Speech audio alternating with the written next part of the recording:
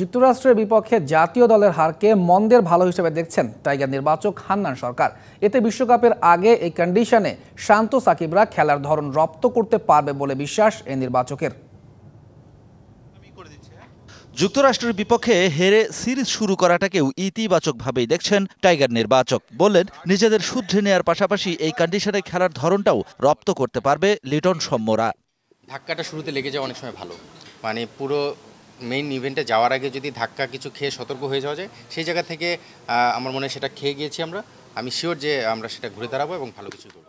Basketball রাগবির দেশ যুক্তরাষ্ট্রে জনপ্রিয়তার অনেক নিচে ক্রিকেট। সেটার প্রমাণ স্বাগতিকদের বিপক্ষে বাংলাদেশের টি-20 সিরিজের গ্রাউন্ডের হতশ্রী অবস্থা।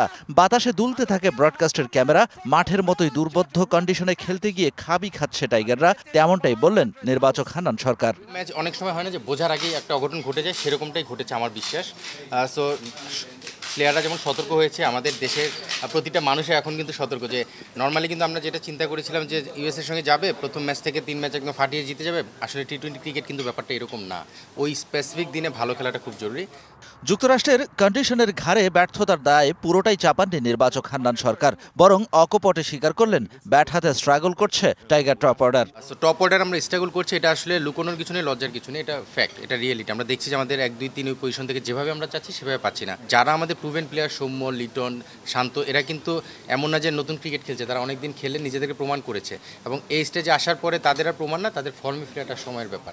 ফর্মহীনতা নাকি আত্মবিশ্বাসের ঘাটতিতে ভুগছে বাংলাদেশের ব্যাটাররা। বডি ল্যাঙ্গুয়েজেও যেন অনেকটা পিছিয়ে থেকেই শুরু করে মাঠের খেলা।